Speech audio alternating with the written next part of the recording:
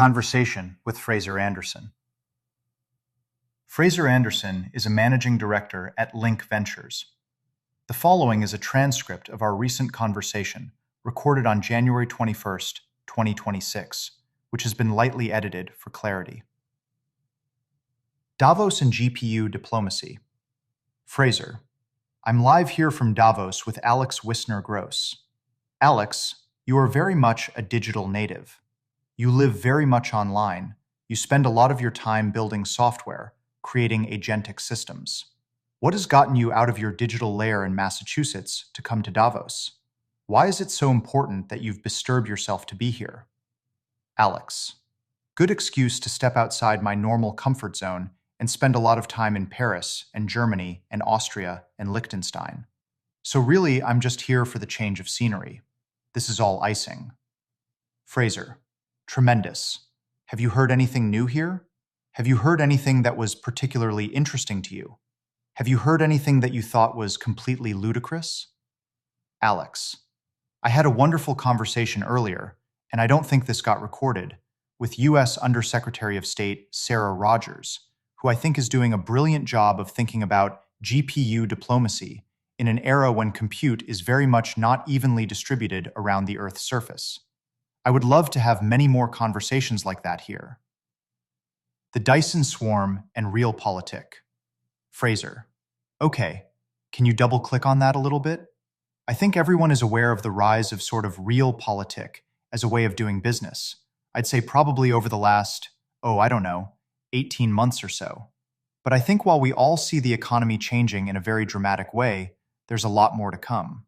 And the things that can actually be moved places, GPUs, the sort of physical layer of intelligence, are going to have much more influence over the way countries are built, the rate at which they develop, their ability to maintain strategic trade advantages against each other. How are you thinking about the world? How are you thinking about some solutions to ease the pain from the singularity? Alex, sure. Well, let me get the cliches out of the way first. Cliché number 1.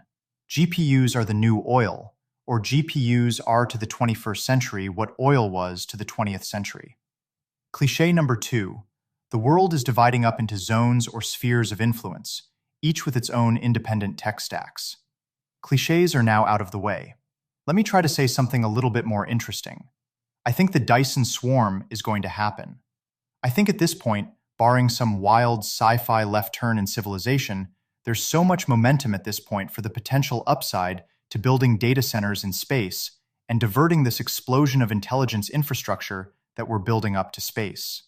I think it's all but a foregone conclusion that the realpolitik that one might speak of actually becomes real space politik and not land-based.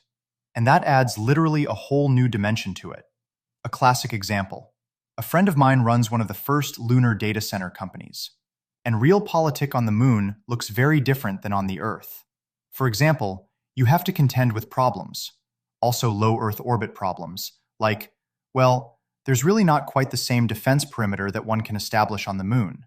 It's very much a Wild West. If you've seen the Brad Pitt movie about this, Ad Astra, I think it depicts in beautiful cinematic detail what happens when commercialization, albeit not AI-oriented commercialization, hits the moon.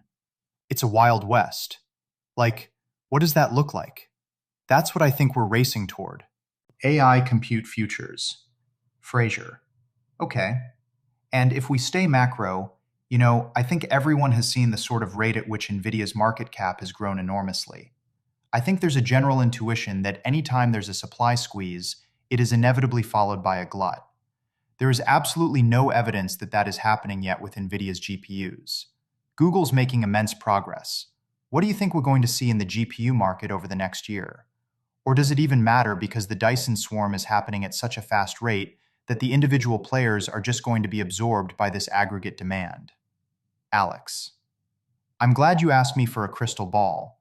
So, as it happens, I have a financial interest in a company named Orn that specializes in being a crystal ball for GPU and more broadly compute futures. So my meta non-answer is ask Orn. Or pay Orn to establish a futures contract. Like, build a market around this and let the masses, who have far more insider info than I hopefully ever will, build some future contracts and some options around establishing what the future of compute is. That said, I'm obviously a long-term bull on the intelligence explosion, and I want intelligence too cheap to meter. Whether that's ultimately hyperinflationary or hyperdeflationary, or ultimately very good or bad for a single player like NVIDIA, I'm completely agnostic.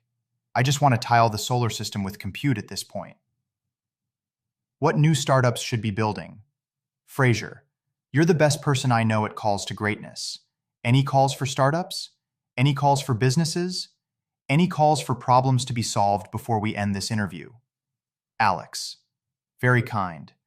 I would say, assume the window to do transformative things is on the one hand closing, and on the other hand, has never been wider.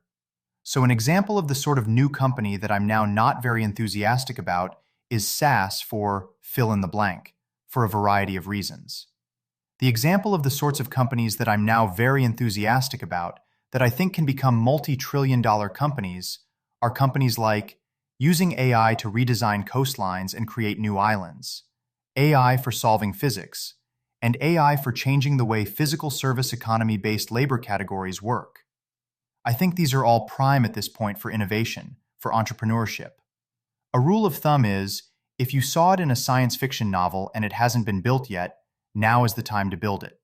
So, call to action, paraphrasing, it's time to build. I would say it's time to build the sci-fi future because we're catching up with the sci-fi future very rapidly. I think we have like 10 years or so before we hit Star Trek level future max.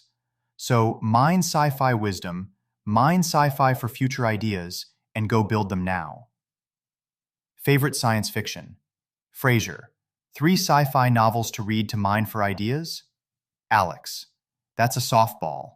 Okay, so my 3 favorites, glad that you asked, are Accelerando by Charlie Stross, Rainbow's End by Werner Vinge, and of course, Diaspora by Greg Egan, which respectively depict a single family going through the singularity, the pre-singularity times as seen from a family's perspective, and then post-singularity times as seen by post-families.